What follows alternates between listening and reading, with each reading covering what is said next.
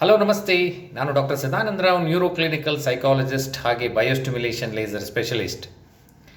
ಕೈಯ ಭಾಗದಲ್ಲಿ ಅಂದರೆ ನಮ್ಮ ಹಸ್ತದ ಭಾಗದಲ್ಲಿ ಅಥವಾ ರಿಸ್ಟ್ ರೀಜನ್ ಅಂತ ಹೇಳ್ತೀವಿ, ಆ ಭಾಗದಲ್ಲಿ ಕೆಲವರಿಗೆ ನೋವು ತುಂಬ ಜಾಸ್ತಿ ಆಗ್ತಾ ಹೋಗುತ್ತೆ.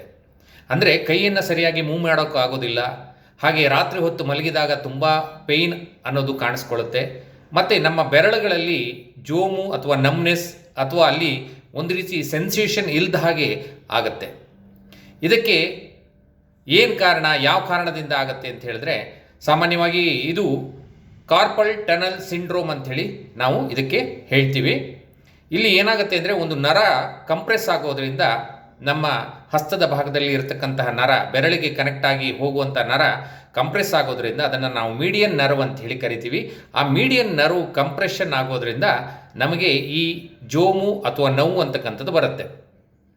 ಹೆಚ್ಚಾಗಿ ನಾವು ರಿಸ್ಟನ್ನು ಭಾಗವನ್ನು ಅತಿಯಾಗಿ ಹೆಚ್ಚು ಯೂಸ್ ಮಾಡೋದರಿಂದ, ಹಸ್ತದ ಭಾಗವನ್ನು ಹೆಚ್ಚು ಯೂಸ್ ಮಾಡುವವರಲ್ಲಿ, ಅಂದರೆ ಕಂಪ್ಯೂಟರ್ ಮೌಸ್ ಆಗಿರ್ಬೋದು ಅಥವಾ ಆ ಭಾಗಕ್ಕೆ ಹೆಚ್ಚು ಬರವಣಿಗೆ ಆಗಿರ್ಬೋದು, ಈ ಥರದ್ದನ್ನು ಇರುವಾಗ, ಅಥವಾ ಕೆಲವು ಬಾರಿ ನಮಗೆ ಅತ್ಯಂತ ಶುಗರ್ ವ್ಯತ್ಯಾಸ ಆಗೋದ್ರಿಂದ, ಆರ್ಥರೈಟಿಸ್ ಆಗೋದ್ರಿಂದ, ಇದೆಲ್ಲ ಕೆಲವು ಕಾರಣಗಳು. ಒಬೆಸಿಟಿ ಅಂತ ಹೇಳ್ತೀವಿ, ಮತ್ತು ಹಾರ್ಮೋನಲ್ ಇಂಬ್ಯಾಲೆನ್ಸ್ ಅಂತ ಹೇಳ್ತೀವಿ. ಕೆಲವು ಸತಿ ಪ್ರೆಗ್ನೆನ್ಸಿಯಲ್ಲಿ ಕೂಡ ನಮಗೆ ಈ ಭಾಗದಲ್ಲಿ ಸ್ವಲ್ಪ ಹಾರ್ಮೋನಲ್ ಇಂಬ್ಯಾಲೆನ್ಸಿಂದ ಲಿಕ್ವಿಡ್ ಫಾರ್ಮ್ ಆಗೋ ಚಾನ್ಸಸ್ ಇರುತ್ತೆ.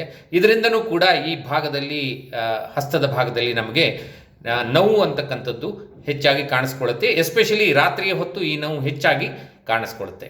ಇದಕ್ಕೆ ನಾವು ಕಾರ್ಪಲ್ ಟನಲ್ ಸಿಂಡ್ರೋಮ್ ಅಂತ ಹೇಳ್ತೀವಿ.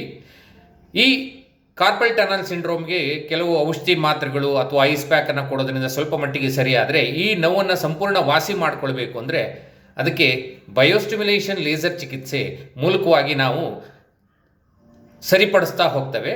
ಇಲ್ಲಿ ಏನಾಗ್ತದೆ, ಕಾರ್ಪಲ್ ಟನಲ್ ಸಿಂಡ್ರೋಮ್ನಲ್ಲಿ ಆ ನರ್ವ್, ಮೀಡಿಯನ್ ನರ್ವ್ ಕಂಪ್ರೆಷನ್ ಆಗುತ್ತೆ. ಮೇಲ್ಗಡೆ ಇರ್ತಕ್ಕಂಥ ಲಿಗಮೆಂಟ್ ಸ್ವಲ್ಪ ಹಾರ್ಡ್ ಆಗಿ ಸ್ಟಿಫ್ ಆಗಿ ಆ ನರನ ಒತ್ತೋದ್ರಿಂದ, ಅಥವಾ ಕೆಲವು ಸತಿ ನಮಗೆ ಬೈ ಬರ್ತೆ ಕೂಡ ನಮಗೆ ಈ ಕಾರ್ಪಲ್ ಟನಲ್ ಅಂತಕ್ಕಂಥದ್ದು ಸ್ವಲ್ಪ ಆ ಜಾಗ ಕಿರಿದಾಗಿರೋದ್ರಿಂದ, ಕೆಲವರಿಗೆ ಒಂದು ಏಜ್ ಫ್ಯಾಕ್ಟರ್, ಒಂದು ವಯಸ್ಸು ಆದ ನಂತರದಲ್ಲಿ ಅವರಿಗೆ ಆ ನೋವು ಅಂತಕ್ಕಂಥದ್ದು ಕಾಣಿಸ್ಕೊಳ್ಳುತ್ತೆ.